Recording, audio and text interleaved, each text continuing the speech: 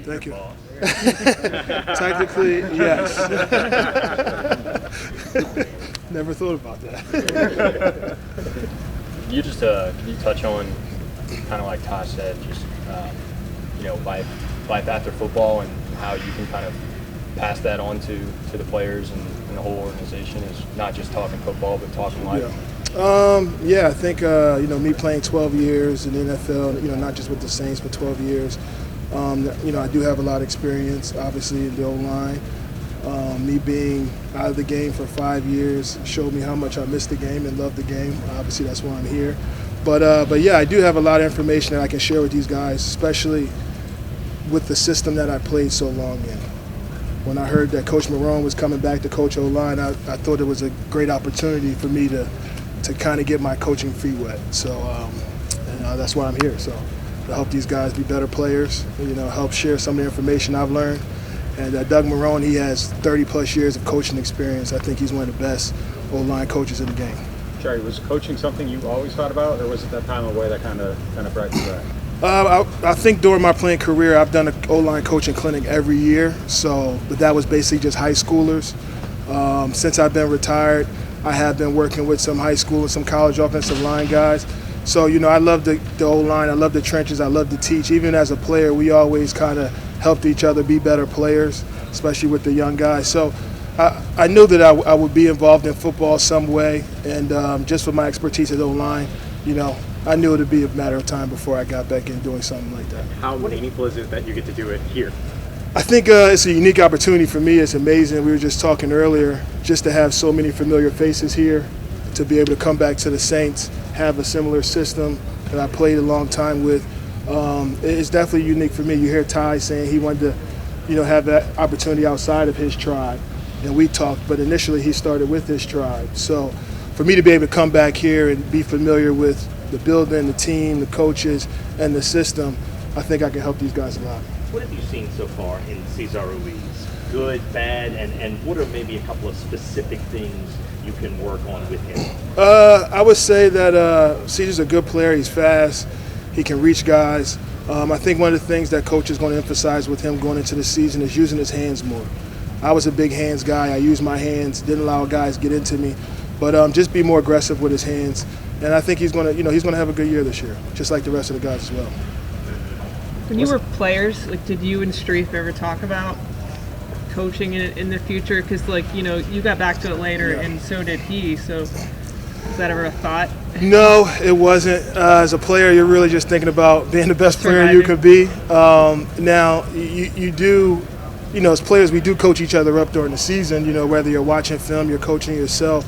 But it wasn't something like, okay, when I'm done, I'm going to get into coaching. You're just thinking in the moment, trying to be the best player you can be. Were any of your other teammates that you played with, natural coaches that you remember? I would think Nesbitt was that guy. Stinch, obviously very smart. Taught me a lot very early on in my career playing next to him, just how to break down concepts, what to look for, where your eyes were. Fane was very smart.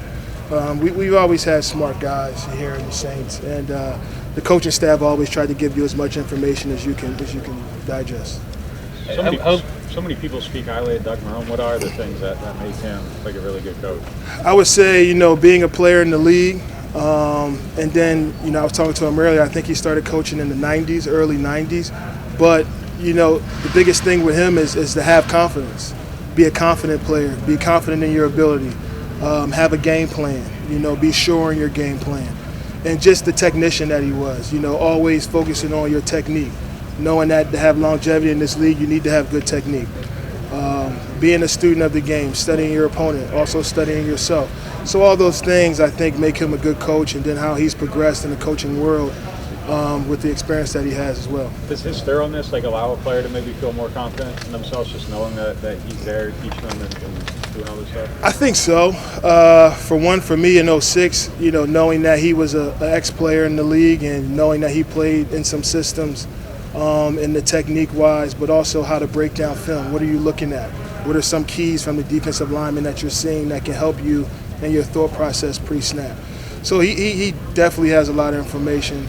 He's definitely been around. He's been at the highest level as a head coach as well.